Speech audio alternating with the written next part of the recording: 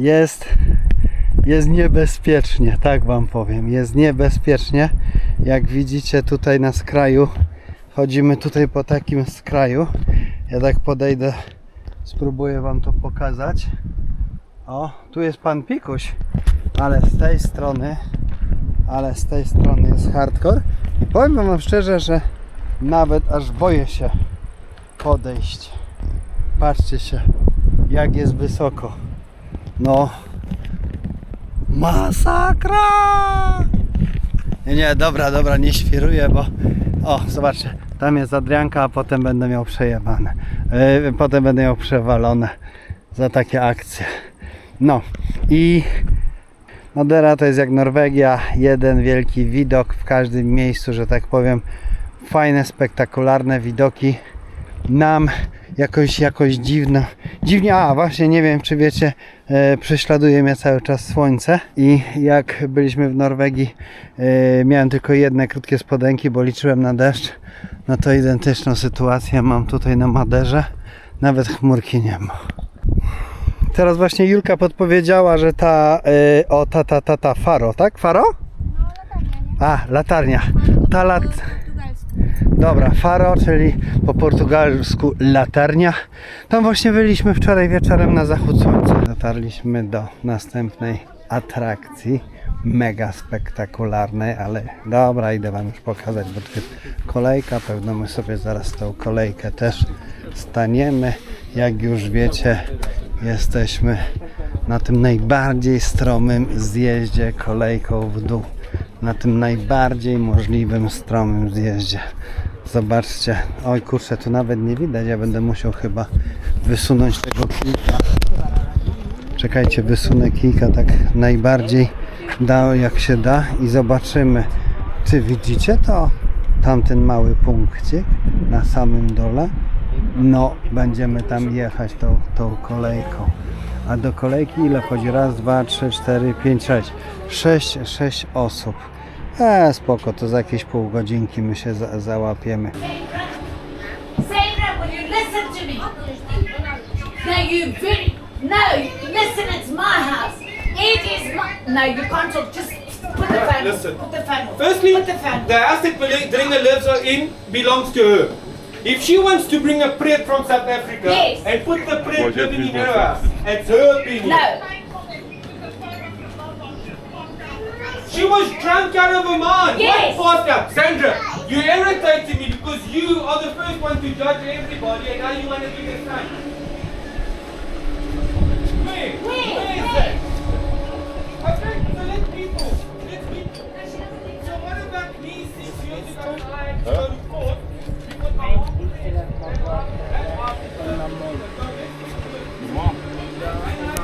Nasza kolejka, będziemy jechać wagonikiem 6-osobowym, ale chyba w 4.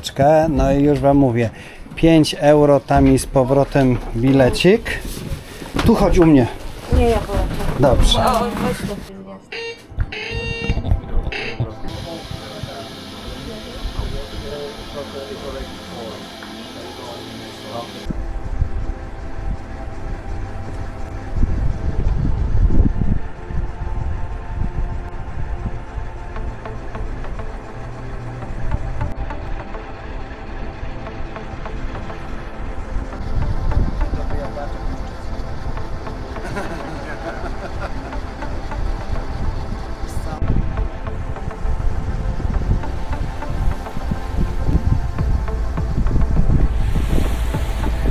Po zjechaniu z samej góry, to tam nie widać, na dole, no i powiem wam tak, wieje i to dobrze wieje, naprawdę.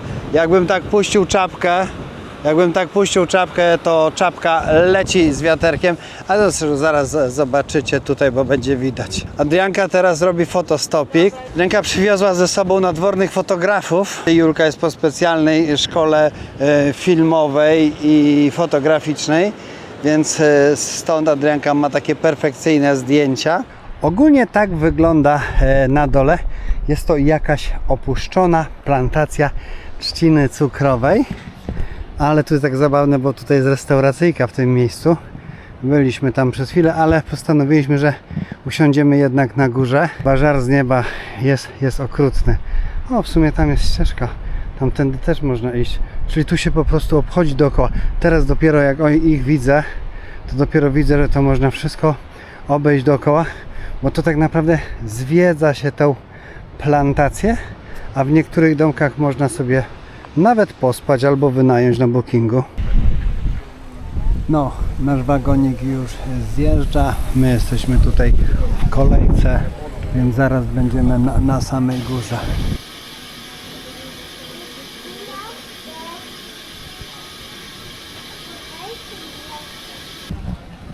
No i jesteśmy w Punta del Sol, kolejnym takim bardzo fajnym miasteczku. Zresztą już widać na załączonym obrazku, że jest bardzo przyjemnie. Idziemy, że tak powiem, w stronę plaży. Tam w środku jest tunel, który jest traktowany jako parking. Po prawej stronie tunelu wszyscy parkują. Mega ciekawostka, ale zobaczcie na ten widoczek tutaj w tym mieście. Od razu nam się gdzieś przypomniała Gran Canaria. Adrianka mówi, że i faktycznie jest to jak Gran Canaria. Tutaj mamy z tej strony plażyczkę. W dzień zobaczyć ten widok. Zobacz. Nie, no widok jest przedni. No przyjechaliśmy tutaj właśnie na zachód słońca do tego miasteczka. No jest wybitnie fajne. Chciałbym to miasteczko w dzień zobaczyć z wielu powodów. Przede wszystkim plaży. No i żona każe mi się odsunąć na chwilę. Czy wlazłem ci w kadr, tak? Miejscóweczka robi wrażenie i faktycznie już widzę tu fajne kąpielisko z tej strony. No i wiadomo tą plażę, co wam pokazywałem. A teraz zobaczcie, jesteśmy w knajpie zresztą na tarasie knajpy, żeby sobie tutaj zdjęcie zrobić. Idziemy na tamtą miejscóweczkę, lecimy. No i jesteśmy na tym ostatnim skrawku Cypelko. Teraz zobaczcie, jaki jest widok na zachód, ale jednocześnie tutaj na to. Jezu, jak to po prostu wygląda. No jest cudowny widoczek. Słuchajcie, aperolek, zachód słońca, no torpeda. Gdybym nie był kierowcą. Zachód słońca zaliczony. Słuchajcie, wracamy do domku. Witajcie w kolejnym dniu na Maderze. Jesteśmy znowu w kolejnym punkcie widokowym. Powiem wam, że naprawdę Madera z każdym dniem szokuje mnie coraz bardziej. Dzisiaj mamy takie chmurki, jak widzicie, więc jest to idealna pogoda, żeby pojechać na las. Dobra, idziemy teraz tutaj na tarasik. Wyjdziemy sobie tutaj. O kurczę, ale czad. Ale miazga. Fiu. No zobaczcie, jaki ten. Ale cudo, jak to w ogóle wygląda. Wjechałem ci. Idę z tamtej strony zobaczyć, jak to wygląda. Tu sobie pani teraz zrobi zdjęcie, a my sobie tak wejdziemy jeszcze na ten tarasik, ale w sumie teraz, zanim Julka skończy swoją sesję fotograficzną na tym tarasiku, to my pójdziemy tutaj na górę zobaczyć. No z góry mniej więcej to tak wygląda. Bardzo fajny tarasik widokowy zrobiony. Od razu wyszła super atrakcja. I teraz sami zobaczcie, że nie ma dużo ludzi tak naprawdę. No i jeszcze wejdziemy sobie tutaj. Co ci dać? Jak klucz do auta? Z tej.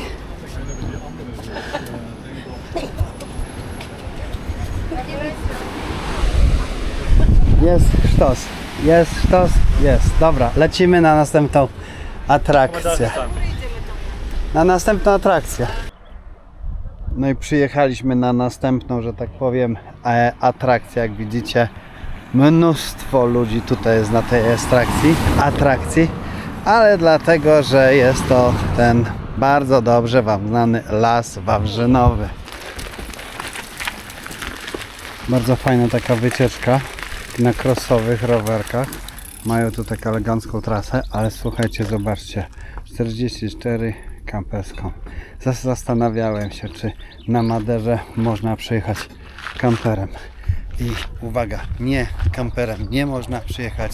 Nie ma sensu go kampera tutaj sprowadzać, ale ten samochodzik, który teraz żeście widzieli, to Suzuki Jimny 4x4, to jedyna możliwa opcja, że tak powiem, kamperowania.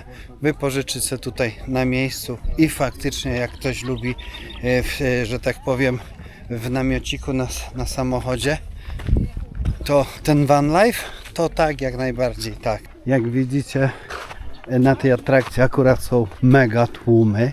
Jakbyście chcieli, że tak powiem, sami sobie tutaj zrobić zdjęcie w tym lasku wawrzynowym, który nawet wygląda mega ciekawie, bo akurat składa się właśnie z takich drzew, jak tutaj widać. O Jezu, jest ślisko. Ja wam powiem szczerze, właśnie bym się pośliznął. Do lasku też zaraz pójdziemy, ale idę zdobyć ten najwyższy punkt widokowy, bo jak widzicie, idzie cała grupa, to nawet ich się ze zdjęć nie da pousuwać. No, wystarczy odejść dosłownie parę metrów. No ja odeszłem 100 metrów, że tak powiem, pod górkę, bo teraz cały czas idę pod górkę i dosłownie jesteście w tym lesie wawrzynowym już sami. Coś wam teraz pokażę. Tam jest oczywiście ten wielki parking, na który się tam przyjeżdżamy, z tym jest wzdłuż drogi. Tu macie widok na ten cały las wawrzynowy. No i tam wchodzi chmura, że tak powiem. Z tamtej strony ona to obtacza. Większość ludzi lubi, jak ten las jest w chmurach, bo mówi, że wtedy są takie epickie, creepy, że tak powiem, klimaty, jak on jest skryty mgłą. Ja mam takie mieszane uczucia, bo mi się on teraz bardzo podoba, a dzięki temu, że nie ma chmur, zobaczcie, na drugą stronę mogę sobie tutaj przejść i zobaczyć też widok z tej strony. Gdyby to było wszystko spowite chmurami dookoła, no to tu nic byście nie zobaczyli, prawda? Prawda jest taka, że i w chmurach, i bez chmur jest tu, że tak powiem, obłędnie i nie ma co mówić, że z chmurami jest znacznie lepiej. To już jest indywidualne zdanie każdego. Ja uważam, że bez chmur mi się bardziej podoba. No i robimy mały spacerek w lasku wawrzynowym, tutaj bez ludzi, ale tak jak mówię, no trzeba trochę wyżej podejść, bo wszyscy są tam na dole. Więc jak podejdziecie sobie wyżej, to macie cały lasek dla siebie. I dlaczego on jest taki w ogóle atrakcyjny i o co w nim chodzi? Chyba o wiek, bo są to jedne z najstarszych drzew na Ziemi. Mają ponad, słuchajcie, 20 milionów lat. No gdzieś tam zaciekawiło mnie to, jak Madera powstała, i okazuje się, że w wyniku cyklicznego wybuchu wulkanów coraz zaczęła się pomału wyłaniać z dna morza, ale w wyniku tych właśnie cyklicznego wybuchu wulkanów no jest Madera, tak? Gdzie sama gorąca lawa. A potem mnie zaciekawiło, no skąd te wszystkie te drzewka są, to tak? Ta trawa i te drzewa. No i gdzieś tam sobie przypomniałem, 150 lat temu się uczyłem w szkole, ale teraz to odświeżyłem, że to wszystko przyniósł wiaterek, ptaki i prądy morskie, te wszystkie nasionka, tak, drzewa, trawę, krzewy, a część też już później, w późniejszym okresie ludzie przywieźli ze sobą. Ale te pierwsze drzewa, te co mają te 20 milionów lat, to z wiatrem. Szokująca jest ta natura, muszę przyznać. Jak to mówią, że marzenia się nie spełniają, marzenia się spełnia. No i właśnie jest to kolejne nasze marzenie. Setki filmów człowiek oglądał na Maderze i zawsze ten las widział i zawsze sobie gdzieś powiedział, No, chciałbym. No i udało się, tak? Fajnie, cieszę się, jest radość, jest radocha straszna. Tam w górze jest ta część bez turystów, a tu jest ta część turystyczna, gdzie są po prostu wszyscy oblegający każde drzewo grupą. Więc jakbyście chcieli gdzieś tam samotne foto, to tam pod górkę. I wśród tych wszystkich turystów, których tam widzicie, idzie ona, Adrianna. Jest cała na czerwono. Tak trochę się boję. Nie, to nie są byki, kochanie. Nie, to nie są byki. Nie, to są krowy. Faktycznie idzie. No dobra, co? Ostatnie fotostopy i lecimy na kolejną naszą atrakcję. Czas nagli. Przed sekundą byliśmy w drzewkach wawrzynowych, a teraz jechaliśmy na sam dół, dosłownie na sam dół. I zobaczcie, a taka ciekawostka, mglisto chmury wszędzie już tutaj, a przed chwilą byliśmy nad tymi chmurami tak wysoko. Teraz idziemy na kolejną atrakcję, która jest tam za tą skałką. Julia mówi, że mamy tam po schodach iść, że tam coś fajnego, a teraz słuchajcie, zaczął padać deszczyk, autentycznie zaczął padać deszczyk, jest radocha. No i wycieczka idzie zobaczyć, no nie wiem jak to nazwać, nie wiem jak to się nazywa, pewnie ma to jakąś nazwę, ale chcę wam pokazać ten widoczek, który faktycznie jest. Zobaczcie.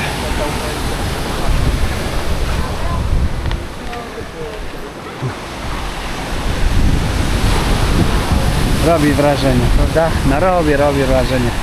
Julka, to ma jakąś nazwę, to coś? Aha. To może mu nadamy, jak nie ma śladu. O, właśnie tam jest Adrianka, właśnie chowa się. Chowa się albo wraca. Wraca, idzie może do nas, zaraz zobaczymy.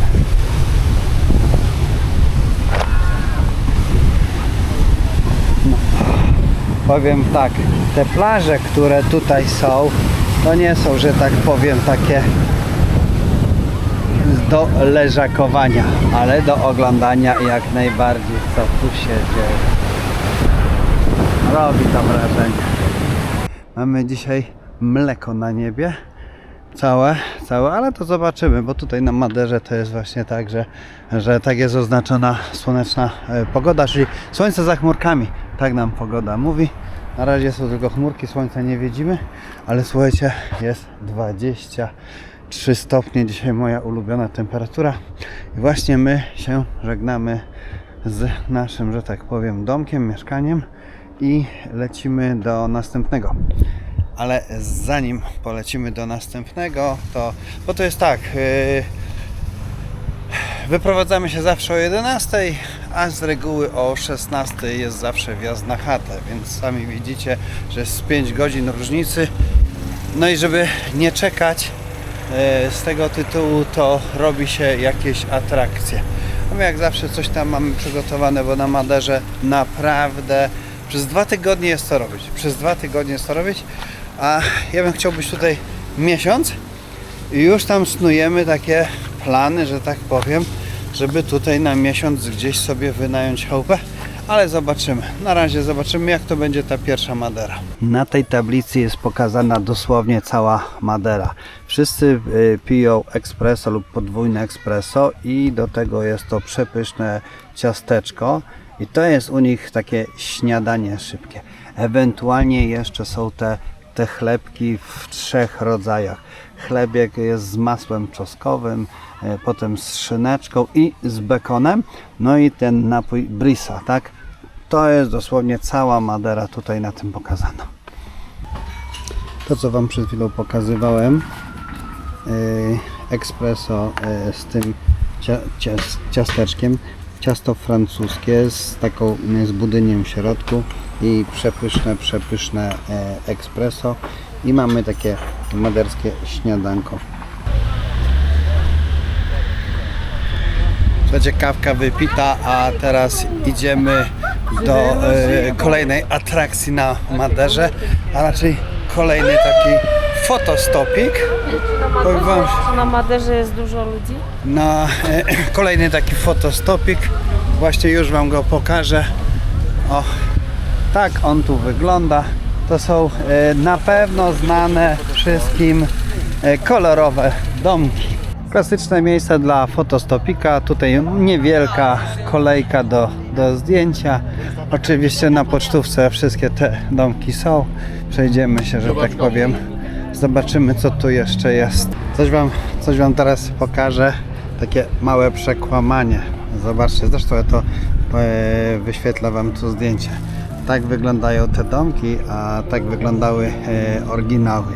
Teraz te domki zostały odrestaurowane i pomalowane pod turystów, a oryginały wyglądały całkowicie inaczej. To znaczy, to jest takie robione pod publikę, tak? O, wszyscy sobie zrobią zdjęcia, przyjadą, sprzedamy to na pocztówkach, a tak naprawdę to inaczej w ogóle wyglądało.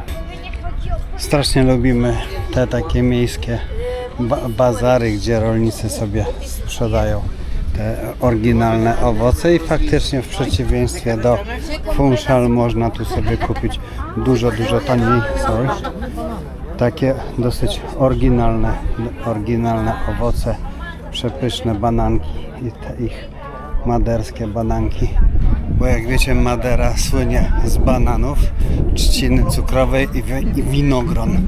3 rzeczy uprawiane na Maderze.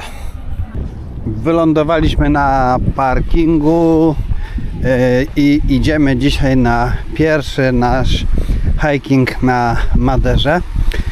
Jak wiecie, Madera albo się zwiedza fotostopami dla instagramowych zdjęć, albo przyjeżdża się na aktywny wypoczynek. Mniej więcej tak będzie wyglądała trasa. Tu jest parking, no i tu są te punkty widokowe, które będziemy szli. Kółeczko i wracamy. Razem 7 km. Jak będzie, jak w niektórych punktach właśnie wam pokażemy.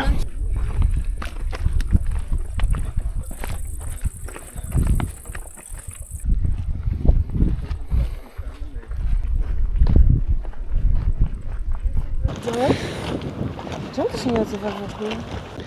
Trasa jest przeróżna, jak zresztą zobaczycie, ale ogólnie jest, o, zobaczcie, jaka cudna plaża. Można sobie z tej trasy zejść na plażę. No fajnie, ale jest to jedna z łatwiejszych tras na Maderze, dlatego tak strasznie dużo tutaj ludzi jest. Zauważyłem, że właśnie ludzie na tych fotostopach, na których przyjeżdżamy, jest bardzo malutka ilość osób, a tutaj na tych hikingach, jak tam widzicie, no nie wiem, chyba czy tego nie widzicie, tutaj jest ich jak murówków. I tu na rozstaju dróg, punkt widokowy pierwszy, zejście drogą tam na plażę, jakby kogoś interesowało, no i za chwilę będziemy się wspinać do góry. I zobaczcie, właśnie o to chodzi w Maderze, prawda? Człowiek przyjeżdża tutaj dla takich miejsc, żeby sobie usiąść i po prostu popatrzeć. Każdy lubi swój rodzaj wypoczynku. Znaczy, my, żeby nie było, my też różnie lubimy. Lubimy wypocząć sobie na kempingu, lubimy sobie wypocząć w barze, w knajpie, w restauracji. Więc my to jesteśmy tacy hybrydowi, ale naprawdę natura nas przyciąga. Punkt widokowy zostawiamy za sobą, lecimy dalej. No i teraz będziemy mieli taką małą wspinaczkę do góry, więc nie jest to tak równy spacer, tylko bardziej góra-dół. O, tutaj dobrze teraz możecie zobaczyć, ile jest ludzi. Po prostu jak mrówków.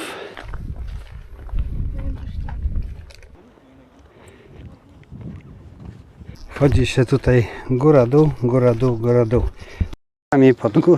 Chodzi się tutaj schodkami w dół i zaraz schodkami pod górę, ale za każdym zakrętem mamy cudowny widok, naprawdę fantastyczny widok. Zresztą zaraz zobaczycie, jak wygląda widok z tamtego miejsca. Chodź, taki selfika se strzelimy. Aha, ja jestem spocony, tak? Po 3 kilometrach, po 3 kilometrach takiej wycieczki. Ale ty dopiero półtora przeszedłeś. Mam prawo być spocony. A co, że pierwsze 500 metrów dopiero za mną, tak? No, nie wiem skąd ten pot. Fajny widoczek, prawda? Fajny, robi wrażenie. Te fotostopiki po drodze to tylko wydłużają, ale to i tak się nam nigdzie nie śpieszy. Tam mamy parking, na którym byliśmy, to wszystko żeśmy tutaj przeszli. Już dochodzimy do tego miejsca i teraz zobaczcie, zaraz będziecie mieli możliwość zobaczenia tego widoku spektakularnego. Jest efekt nieziemski. Powiem wam, ja czuję, jak się mi włosy jeżą, a to, co tu będzie Adrianka widziała i przeżywała, to po prostu będzie jeden wielki pisk. To jest właśnie mój mąż wspierający, kochający, nie szydzący. Nie, wcale nie. Ouais. Nie szydzi. Je te dis après je serai un peu un mec qui me fait michou. Czekaj na mnie. Teraz mam ujęcie z 360. Je crois qu'il y a à peu près une heure de décalage, bah c'est normal. On a un décalage d'une heure. No, powiem wam, że taka w niektórych miejscach jest tak stromo, ale dobrze, że jest ta barierka, bo bez tej barierki to by było mniej ludzi.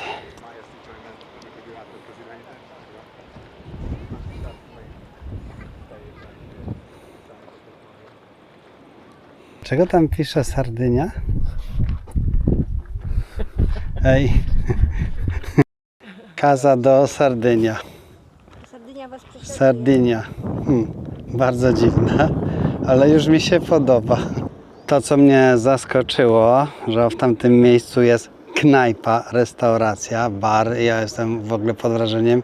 I słuchajcie, do niej oprócz tego, że możecie przyjść tu na nogach, wiadomo, te 3 kilometry, to się jeszcze do niej można dostać speedbotem.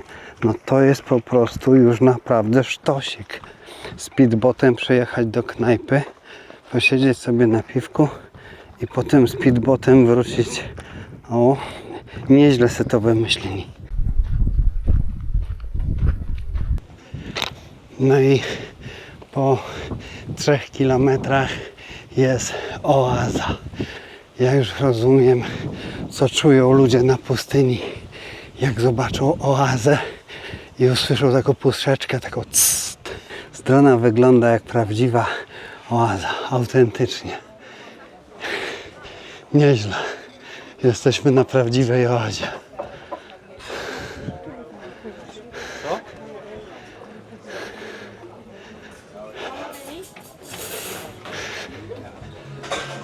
No i zaraz za knajpą zaczyna się, słuchajcie, prawdziwe wyzwanie. Tak, jest tutaj górka do zdobycia i to nie mała, więc faktycznie będzie sapanie. Drapanko pod górę konkretne. Nie ma litości ta górka. Ciekawi mnie, co rozwaliło te schody. Na pewno nie ludzie, ale zobaczcie, tu taki przerwany szlak. Raczej stawiam na wodę takie deszcze i to po prostu zostało zmyte. Woda to zmyła, bo tu ewidentnie tam są dalej schody. Tak jak woda płynęła, to porozrywało. Znaczy tak, na pewno trzeba iść ostrożnie, bo podłoże jest takie, widzicie, takie śliskie, prawda? Ale pomalutku, tip-topami, kroczek po kroczku i szczytek będzie zaliczony. Słuchajcie, teraz mamy taką delikatną grę wstępną. Tam na górze szczytujemy. No powiem wam, że teraz to zaczęły się schody. Nie schody, ale kurczę, taka trudniejsza sprawa. No będziemy musieli sobie tutaj pomagać. Nie, no dobra, alarm odwołany. Słuchaj, pójdziemy tędy bokiem, się idzie lepiej. Nie tędy, środkiem. Dobrze, okej. Wyjście na górę jest problematyczne. Nie jest łatwe. Adrianka, że tak powiem, odpuściła, ale to bardzo dobrze, że odpuściła, bo tu naprawdę jest ślisko. To nie jest. Lepiej odpuścić, jak to orła wyglebi. Serce wali jak młot. Jak młodu kowala. Ale warto. Jesteśmy w połowie górki. Spinamy się powolutku. Ostrożnie, bardzo powolutku. Dochodzimy do fotostopika. Zobaczmy. A wiesz, jak mi też testuję? Uwaga, kończę muzykę. Wyślesz mi też ten słówek? No.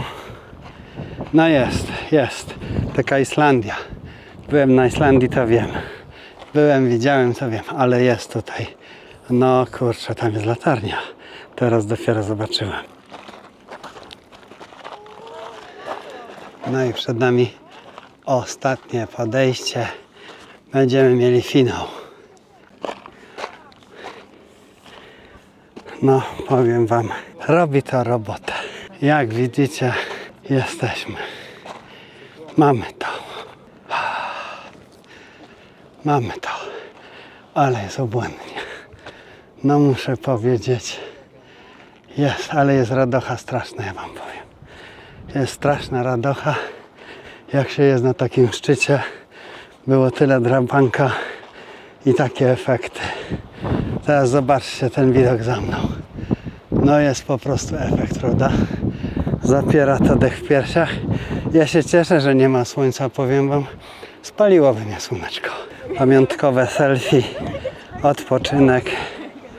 O, zapomniałem wam pokazać ten najważniejszy punkt tutaj na samym końcu. Zaliczona atrakcja. Atrakcja naprawdę jest petarda.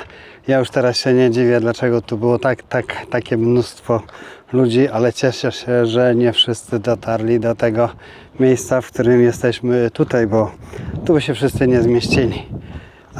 A tak to wszystko jest dla was. No oczywiście trzeba zachować olbrzymią ostrożność, bo grunt jest sypki. Ja na przykład się cieszę, że Adrianka nie poszła, bo tu jest o nieszczęście. O, właśnie o tym mówiłem. O nieszczęście jest. Niedużo nie trzeba. Wystarczy taka mała nieuwaga i tak Julka zademonstrowała. Tak. Ale już nie pokazuj więcej nam. Dystans statystycznie to 4 km do tamtego czubka. No i teraz 4 km do parkingu. Także 8 km widokami. Co? A że łódkę? Jaką łódkę? To mi powiedz, bo ja nie rozumiem, o co chodzi. Są łódki, możliwości są różne, że tam jakieś jechać jakąś wyspę czy coś w tym stylu. A myśmy wzięli sobie najkrótszą i ona jest tylko w jedną stronę, właśnie tutaj z tego schroniska i ona dopływa do chyba jakiejś pierwszej tutaj miejscowości. Ja potem z tej miejscowości do parkingu jest jakieś 10 minut, no ale to już idzie się... Aha, czyli wy teraz wracacie łódką. Okej, ta cała górka już za nami. Powiedzmy, że już dochodzimy do samego dołu. Powiem wam, że naprawdę ostrożnie trzeba schodzić po tej górce. W ostatniej chwili unikliśmy paru niezłych stosunków z orłem, ale było blisko. No i słuchajcie, tu decyzja rodzinna jest taka, że płyniemy speedbotem, idziemy na speedbota i ja też płynę speedbotem. A tu chciałem wam pokazać te kajaczki, tak? 7,5 euro kosztuje taki kajaczek, taka wycieczka, a speedbot kosztuje 15 euro. Więc my teraz speedbotem będziemy wracać, można powiedzieć, na drugą stronę, tam za parking, tam jest wysiadka i spacerkiem do parkingu. Przypłynęła nasza motorówka, prawdziwy speedbot. No ja bym wolał tu z przodu usiąść. Udało nam się usiąść w pierwszym rzędzie. Or also, if you need any help, feel open to raise your hand and I will right away come to your side, okay? For Yes. now, enjoy the trip. If you need anything, just call, okay? A, to my mamy, okazało się, że mamy jeszcze wycieczkę objazdową tak naprawdę.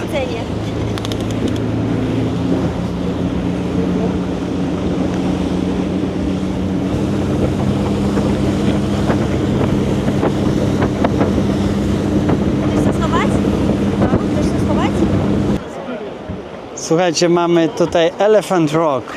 Od razu widać, że to słoń, prawda? Kto pierwszy zobaczył słonia, ten dostaje piwo. Ale ja nie piję piwa, szkoda. No i koniec naszej wycieczki, wpływamy do mariny. Słuchajcie, co wam to przypomina na tej skale? Bo ja mam głupie skojarzenie. No powiem wam szczerze, że opłaciło się te 30 euraka tutaj wypłacić, bo frajda jest nieziemska z tej podróży. No i teraz i kończy się bardzo, bardzo fajnym wpłynięciem do bardzo pięknej mariny. No i wysiedliśmy w cudownej marinie.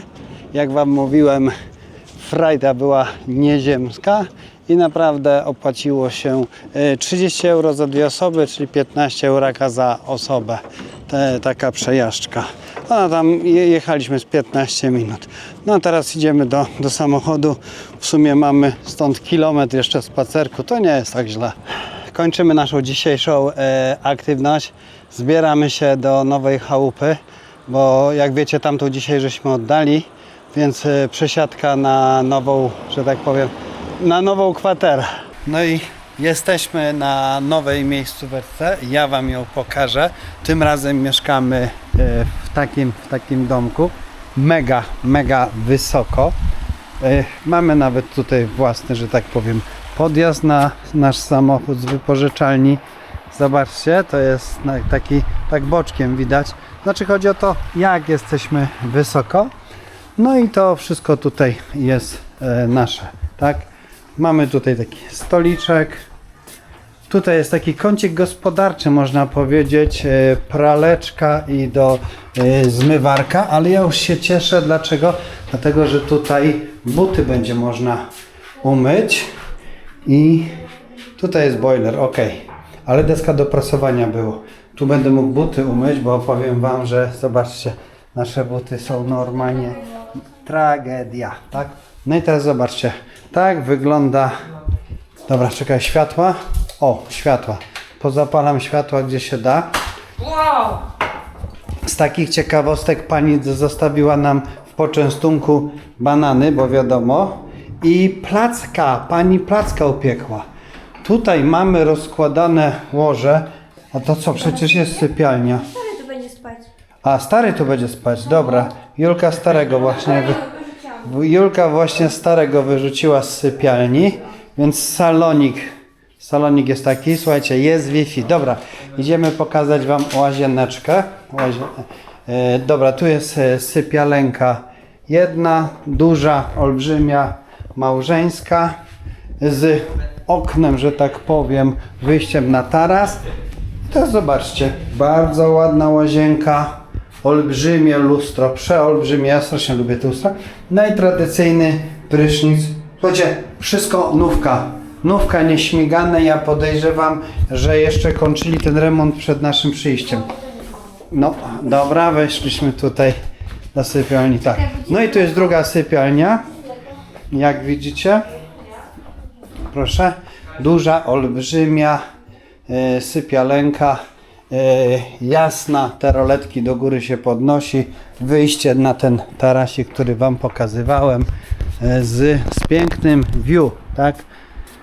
Czy wiadomo, powiem szczerze tak, jest to nasza tak zwana noclegownia, no my na to nazywamy noclegownia, bo jak przyjeżdżamy na taką Maderę, no nie siedzimy w tym. Jak rano wychodzimy, to wieczorem wracamy, ale naprawdę rekomenduję i polecam to miejsce. Jakby komuś, mega tanio. Chyba najtańsze nasze miejsce, które żeśmy tu wzięli. No, ale jeszcze będziemy je zmieniać, bo jeszcze mamy nocleg w innym miejscu. Zjechaliśmy na sam dół do mariny. Powiem wam, tu wszystko jest zajęte.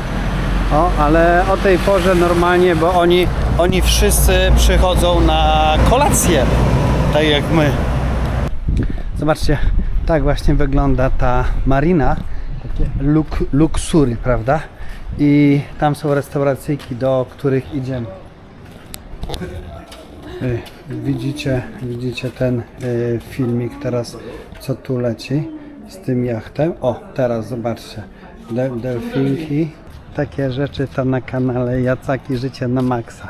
No, Mario się właśnie tak bawi. Nasz stolik gotowy. Z widokiem na speedbota i marinę. Proszę, jest super widoczek. Okej, masz uważać, żebyś się nie wyjebał. Dobrze. Słuchajcie, wjechała przystaweczka. Na przystaweczkę jest tatarek z jajeczkiem. Pani się zresztą pytała, czy będzie jajeczko. A Julka wzięła zupę cebulową. Ja uwielbiam zupę cebulową, naprawdę uwielbiam zupę cebulową i bardzo mnie w Paryżu była, a i w Paryżu była obłędna zupa cebulowa. Teraz zaraz zobaczymy co. Patrz, serek. Douglas, nie lubisz zupy cebulowej? Bo jest cebula. Douglas ma problem z Polish onion, wiesz? Dobra, dawaj, młoda. Co powiesz? No dobra. Dobra? Bo ja widzę, że ona jest taka konkretna. Ser się ciągniesz. Nie no, serek jest taki stopiony z pieczywkiem, fajnie podana. Ale jest gorąca? No to dobra. Ja, że tak powiem, później będę ją kosztował, a teraz się zabieram za To tatarka. w ogóle jest aperol na wyciskanym pomarańczowym soku. Aperol na wyciskanym pomarańczowym soku. Jeszcze nie Słuchajcie, piątek. no ja nawet nie słyszałem o takim. Nie chcesz fajny chleb. Pszenny, co prawda. Powiem tak, ogólnie powinienem się to rozrobić. Ja se to rozrobię i dam wam znać, jak to smakuje. A właśnie, możemy się panią poprosić o oliwę z 5 minut później. Ej, to nie, Tomek. Nie, to jest ocet. A Douglas mówi, nawet nie spróbował bez tego wszystkiego. Już jest prawie blisko. Ja już zupę skończyłam. No, ale wiecie co, tak naprawdę brakuje mi tu oliwy z oliwek, ale no trudno, będzie bez oliwy z oliwek. Więc próba tatarka, bo ja uwielbiam tatarki, naprawdę. Tatarek dla mnie to jest narodowe polskie danie. Musicie wiedzieć. No, Dobra? no, oj. Pycha. Czy jesteś w stanie wyczuć pieprz? Nie za dużo? Ja lubię na ostro. Nie, pycha. A czujesz Rewelacja. samego tatara, czy nie? Czy oprócz pieprzu coś czuć? Tak, tabasco jeszcze. Jeszcze Douglas mówi, że chciał spróbować, ale już nie chce. On chciał spróbować tą początkową wersję. To Douglas, trzeba było szybko mówić. Tu się szybko rzeczy dzieją. Zaraz zobaczymy, jak to wymieszamy. Wiesz co? Bo tu było jakieś chyba pesto takiego. Ja nie wymieszałem, dlatego było ostre, wiesz? Douglas jest zawiedziony. Szczerze, brakuje mi oliwy z oliwek. Wiesz co, jak mogłeś zdjęcia tak załatwić? On specjalnie to zrobił. Okej, dobra, no to kosztuj teraz. To jest ostre, jak nie wiem co. Ale teraz skosztuj. Ja tak samego nie znam. Dobrze, skosztuj teraz. Co myślisz, że rozmieszałeś to?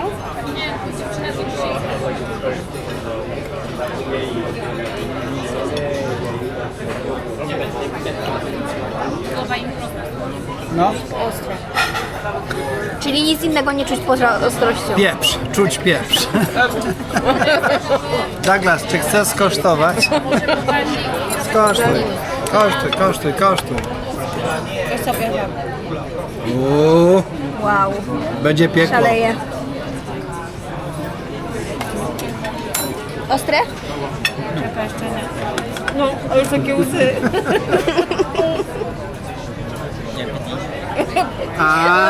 Mówi szkoda. Mówi apetyt. Mówił apetyt. Szkoda, bo byłoby dobre. Nie, brakuje mi oliwy z oliwek. Autentycznie brakuje mi oliwy z oliwek, bo ja W to... ogóle to jest sama woda według mnie.